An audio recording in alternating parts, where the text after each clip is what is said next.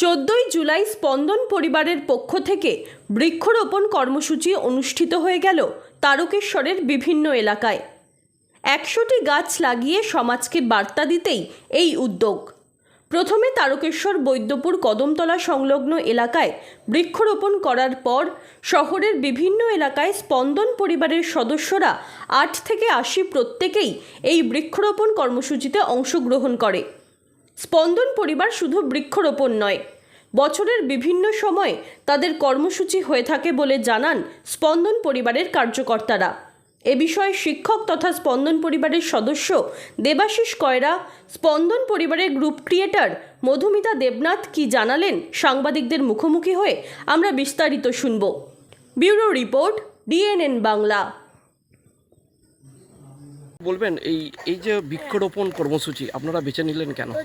বেছে নিলাম এই কারণে, আমরা পৃথিবীতে যা দেখছি, যা আমাদের বিশ্ব উষ্ণায়ন যেভাবে আমাদের গ্রাস করে ফেলেছে, তার একমাত্র কারণ হলো পৃথিবী থেকে গাছ কমে যাওয়া।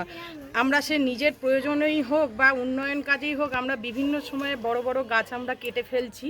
সেই গাছ কেটে ফেলার কারণে এত দূষণ, এত গরম, আমরা তাপমাত্রা এত বৃদ্ধি পাচ্ছে, সেইটা যাতে কমে, আমরা সেই জন্য স্পন্দন পরিবারের পক্ষ থেকে একটু হলেও চেষ্টা করছি সেটা কমাবার।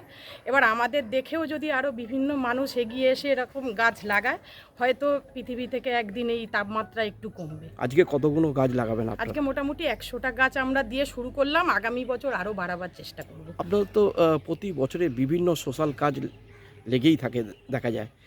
এই যে বৃক্ষরোপণের পর আর কি আপনাদের? বৃক্ষরোপণের পরেই আমাদের চলে আসলো শিক্ষক দিবসে শিক্ষকদের সম্মান দেয়া, তারপরেই পুজোর সময় আমাদের গরিব দুস্থ মানুষদের বস্ত্র বিতরণ, রাখি বন্ধন উৎসব আছে, শীতকালে আমাদের কম্বল বিতরণ, শীতবস্ত্র উপহার আছে, আমাদের বিভিন্ন সময়ে বিভিন্ন অঙ্কন প্রতিযোগিতা আছে, বিভিন্ন সময় বিভিন্ন কিছু। আর আগামী শুক্রবার দিনকেই আমাদের হয়ে গেল সেলফি প্রতিযোগিতা, তার রেজাল্টও আজকে আউট হয়ে গেছে, তারও প্রাইজ আমরা দেব। মানে সারা বছরই আমরা কিছু না কিছুর মধ্যে থাকি। আজকে কোন কোন জায়গায় মূলত গাছ আপনারা?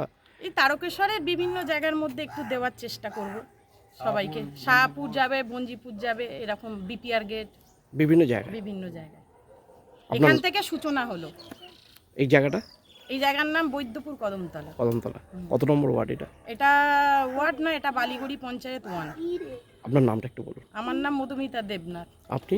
আমি গ্রুপ ক্রিয়েটর, গ্রুপের সম্পাদক বিমান পাল, অ্যাডমিন অনিতা অধিকারী, রাখি পাল, আরও অনেক অ্যাডমিন আছে, তারা এসে উপস্থিত হতে পারেনি।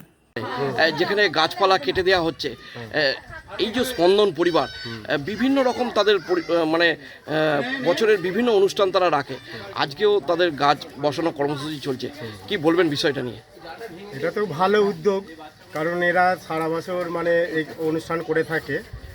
এই গাছ আমরা জানি তো, একটা গাছ একটা প্রাণ, অনেক প্রাণ।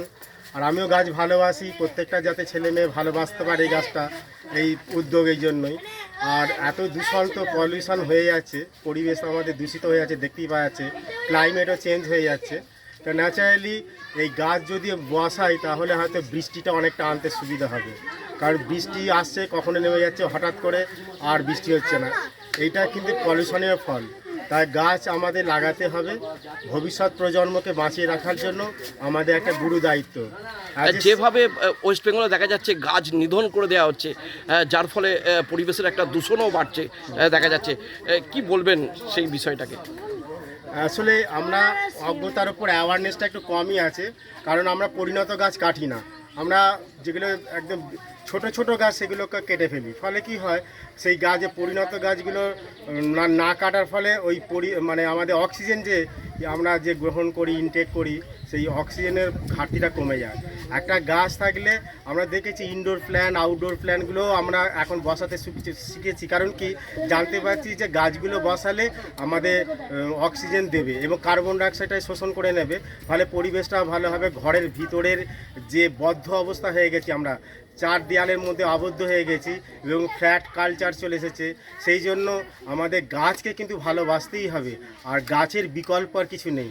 সেই জন্য স্কুল, কলেজ, ইউনিভার্সিটি এরকম আমাদের স্পন্দন পরিবারের মতো এরকম এনজিও বা আরও সংস্থা, তারাও যদি সব এগিয়ে আসে, এই কর্মসূচিতে ইনভলভ হয়, তাহলে কি আমাদের পরিবেশ আরও সুস্থ সুন্দর হবে এবং ভবিষ্যৎ প্রজন্মকেও আমরা কিছু দিয়ে যেতে পারবো। আপনার বলে আপনার নাম আর একটু পরিচয়টা। আমার নাম দেবাশিস কয়রা, আমি একজন শিক্ষক ছত্রসাল হাই স্কুলে, আর আমাদের স্পন্দন পরিবারের পরিবারে একজন সদস্য।